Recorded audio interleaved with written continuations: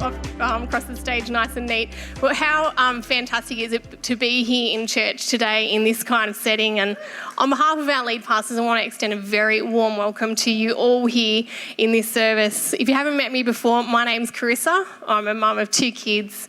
Both my kids are in high school now. I have a dog named Stella, and I'm married to Matt O'Connor. And if you're here for the very, very first time here in church, you might be thinking, well, this is a little bit different.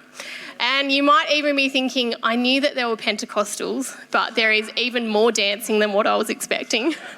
But it's so great for us to be here. Our kids-led service is something that we hold every year if you're new to our church.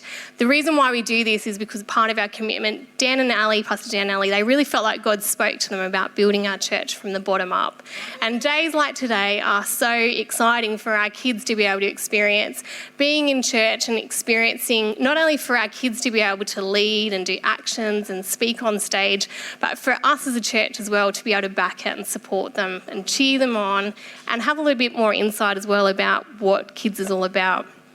How amazing was Christy O'Hara? She is such a brilliant storyteller of God's word, and Christy, like so many of our volunteers, do such a beautiful job in preparing each week and coming and ministering to our kids.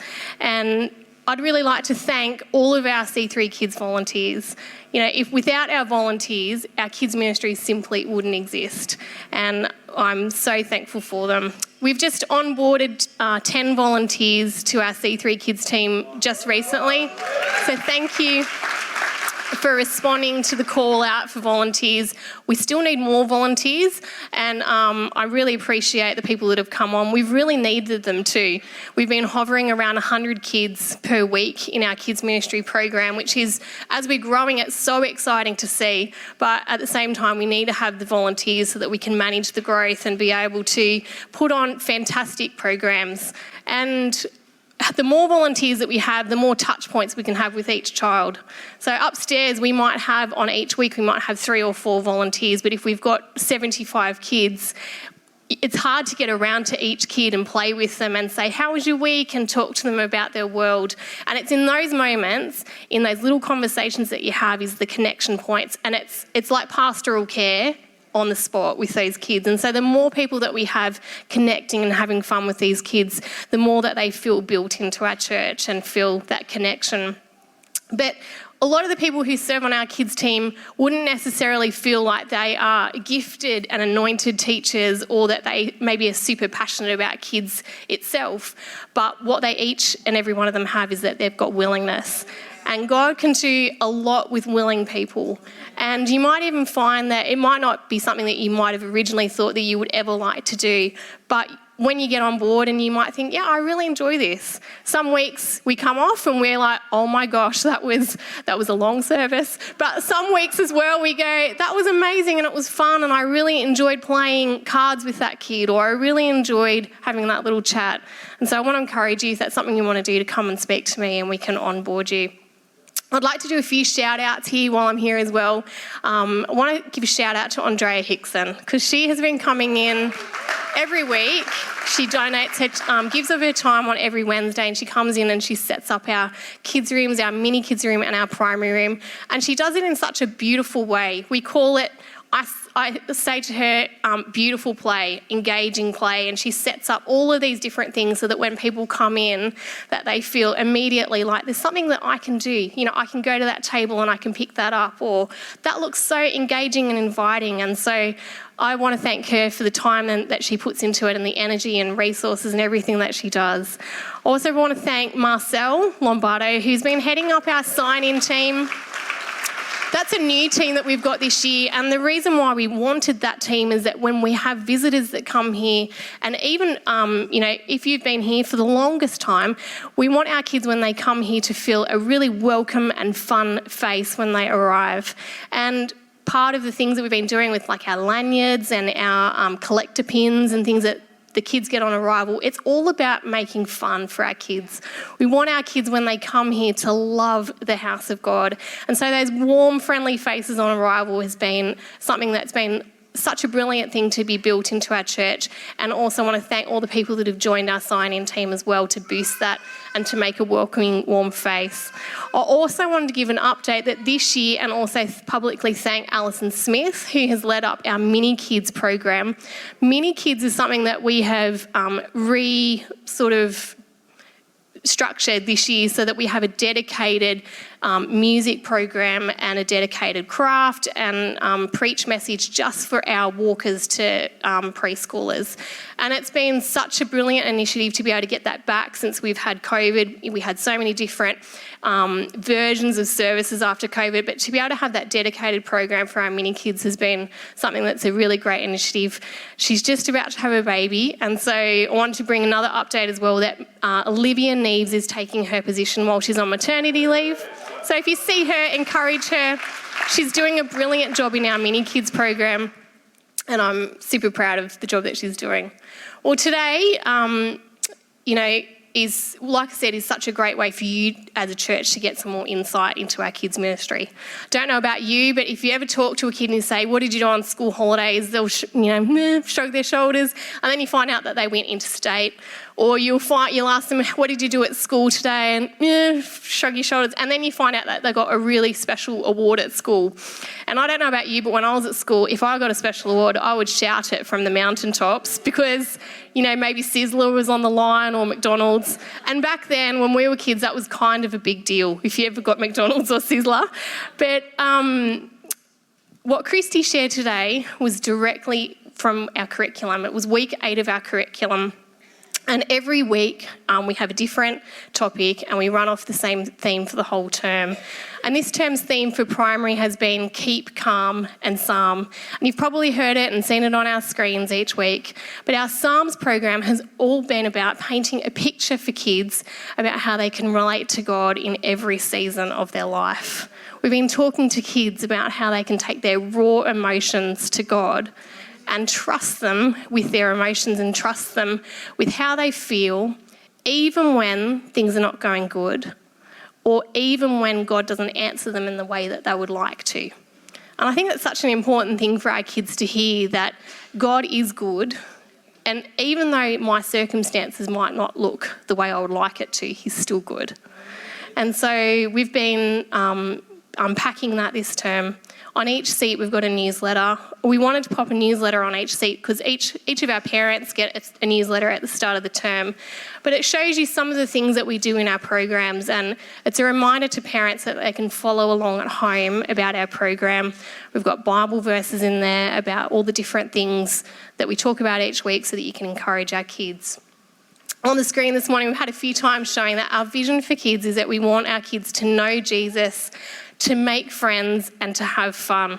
And we've had a lot of fun this term. We had, a couple of weeks ago, we had our Adopt a Pet week. I think there might be a picture that's coming up on the screen. I looked a site at Narellan Town Centre with 120 stuffed dogs and cats. And I can tell you the questions that you get asked when you're carrying 120 dogs. I got so sick of telling the story, I would be asked over and over again, why have you got 120 dogs? And in the end, I just kept saying, they just keep breeding. And it was just easier to say they keep breeding than explain the story over and over again. But we had a really fun morning with Adopt a Pet. Next week, our kids are going to have a fantastic morning. They're having a space-themed morning.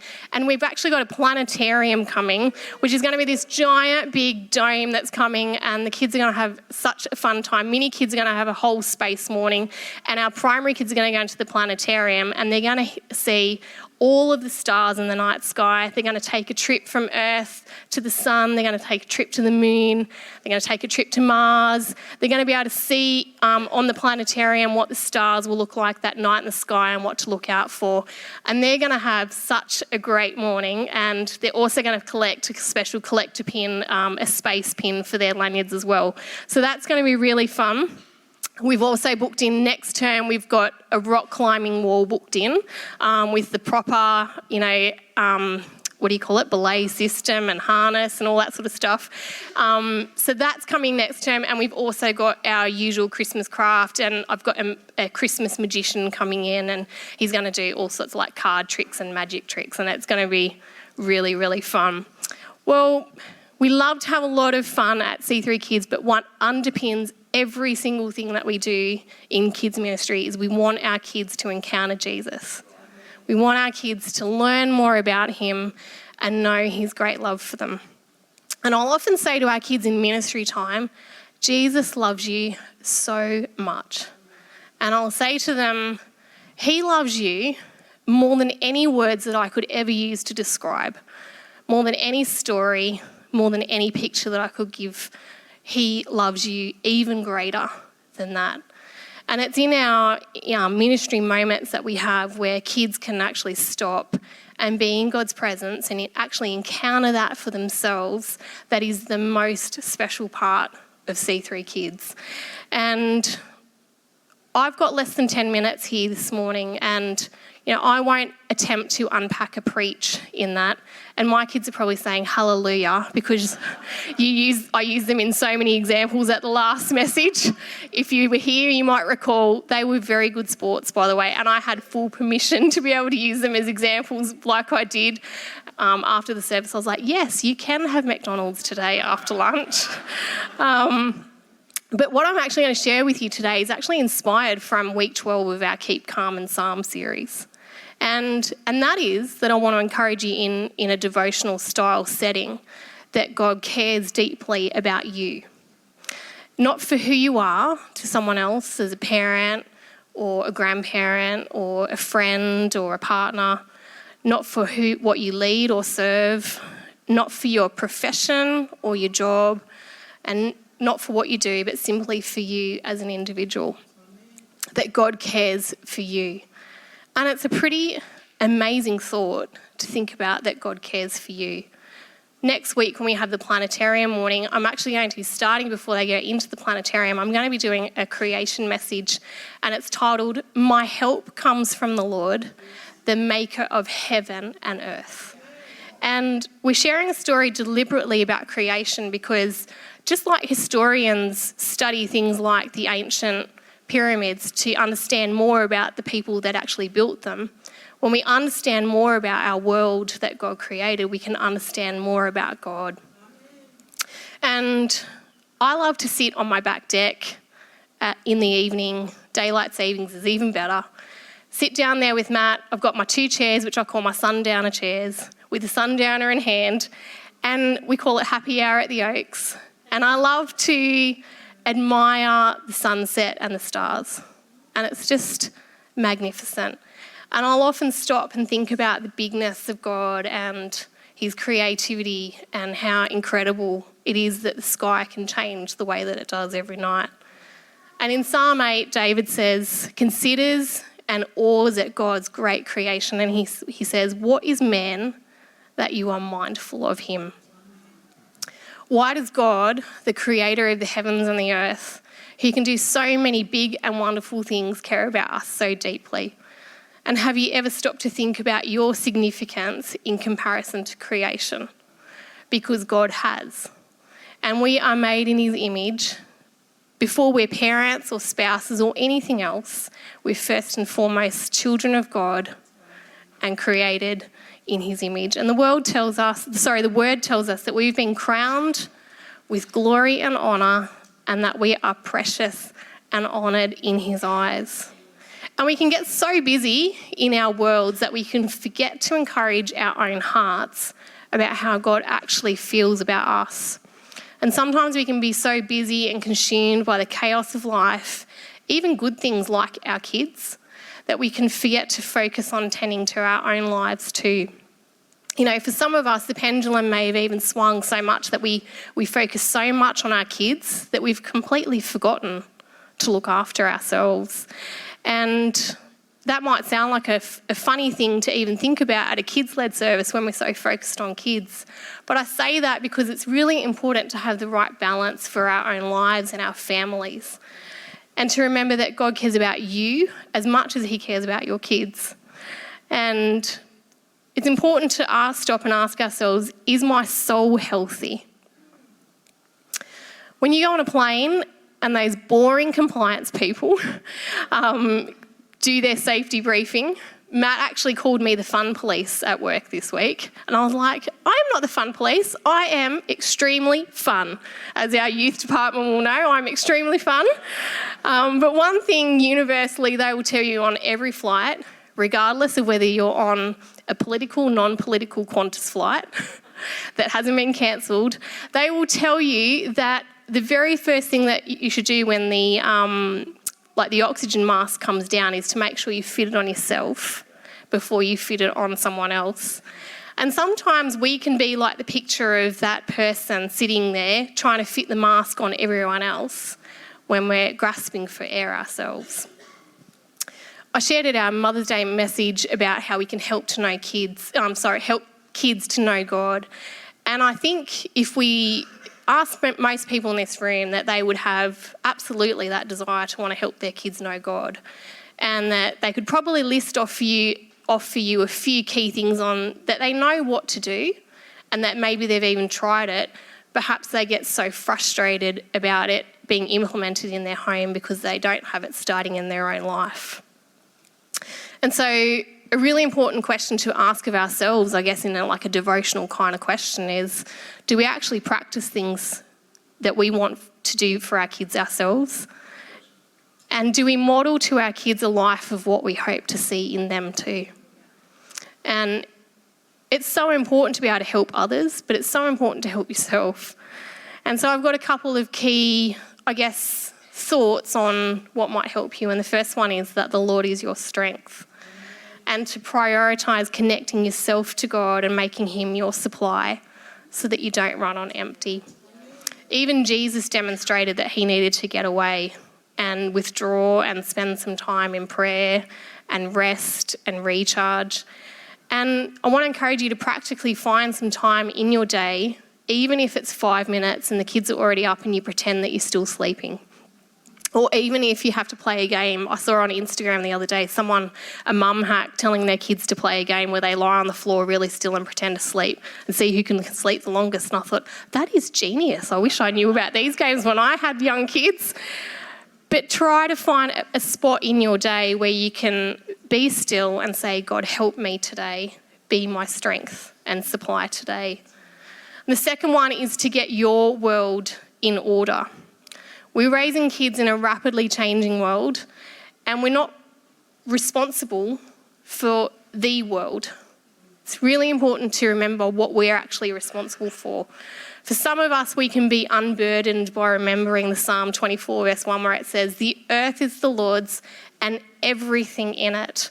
The world and all its people belong to him. Any old school Christians out there remember the song, I'm going to be a history maker? We used to sing that nights on end here at youth. And for some of us, we're not going to be history makers that are out there trying to take over the whole world. What God's actually made us responsible for is your world. And your world is what God has entrusted to you. That is your family, your job, if you're working for a job, people that you care for and love. And sometimes we can unburden ourselves by taking off the thought that, yes, we do care for other people, but we've actually got to make sure we look after what we're responsible for first. The third one is that order is really important to God. To remember to put first things first and reassess what's actually important in your life. And sometimes that means simplifying things. It means cutting out things in your schedule so that you've got space to be able to make room for God. If you're so busy that you feel like you can't even get here to church because you've just got too many things on, then maybe you've got too much stuff on in your calendar. Or maybe that if you've just got so much stuff on that you feel like you literally don't have 5 minutes to take out for yourself to be able to spend time in God's presence, then maybe there's things that you could do in your home to be able to simplify things in your home. Maybe it's that, you might be like MasterChef and love cooking meals that take 2 hours to prepare. Find ways to be able to simplify your world so that you can make things first. The fourth one is to slow down enough to live a life of devotion and worship. Sometimes we can be so caught up in the chaos of life that even when we attempt to do things, we can't even really process them. Benny had an assignment last term, and we don't really love homework in our house because I feel like every time they get homework, I start sweating. But he came to me and he said, I can't do a pivot table on Google Sheets. And so Matt and I, when it comes to homework, we divide and conquer. So he's like maths and sciences, I do all the literacy subjects. And then tech workshop, none of us are like, we want to grab it. But anyway, so I said to him, did you get any instructions on how to do it? And he said, yes, I did. And I said, well, I don't know how to do a pivot table. So what else did they give you? Surely they must have given you something. So I finally got out of him that they gave him a YouTube video with a tutorial on how to make a pivot table in Google Sheets. And so I said to him, all right, well, let's sit down and we'll watch this video together. We'll work it out and then we'll see how we go. So he started playing the video for me and I instantly knew why he couldn't understand how to make a pivot table. This lady could have been speaking English, Chinese, Spanish, who knows, because he had the video set to 3 times speed. And she was talking like... And I said to him, are you actually serious? No one would be able to watch that video and understand how to make a pivot table. I said, how about you try watching it at 1 times speed and then come back to me if you still can't work out how to do it. And we can sometimes be like that in our life, where we fly through things, fly through a devotion, fly through prayer or reading the Bible just simply because we've got a ticket off our list or ticket off our schedule that we haven't even been present enough to really even think about it. And so I want to encourage you, slow down. Take the time to absorb things and understand things and let them simmer and process in your own mind. The 5th one is to remember that you don't have to be perfect. David had a lot of flaws, and we've been talking through the Psalms a lot in kids this term, and we've been talking a lot about David. And yet, despite the fact that David had so many flaws, the Bible describes him as a man after God's own heart. And I say to the kids that God knew David and how he would live his life because he knows the beginning of time to the end of time. He knew all of it, and yet he still chose David for lots of special assignments. And I want to encourage you that even though you might feel like things have happened in your world or that, you might feel like you've been disqualified for certain things, that God doesn't disqualify you. And that you don't have to have it all together. That when it comes to getting our world in order, a part of that is a healing process where we come to God and we say, we are not perfect, but God, will you help me to help myself so that I can then go and help my kids and the people in my world. The 6th one is to work on improving. We don't have to be perfect, but I want to encourage you to keep taking steps to improve. If you feel like you can't even start some of this stuff because you don't know how to do it, take baby steps. Often we see, it's really interesting when you see people that feel like they don't have things together or that they are upset and feel hurt by things in their upbringing, yet then they go and do the same thing and they replicate it with their own kids. And so much often that's part of it's hurt and trauma. But so much too is people don't want to feel brave enough to take the steps to be able to change that in their own family with their own kids. So I want to encourage you to ask God to help you to make change in your world, that your past doesn't have to define you, that when it comes to your family and that when you come in here to the presence of God, you can say, God, change my world. Help me to break this off with my family line, that from here on out, things in my family are different.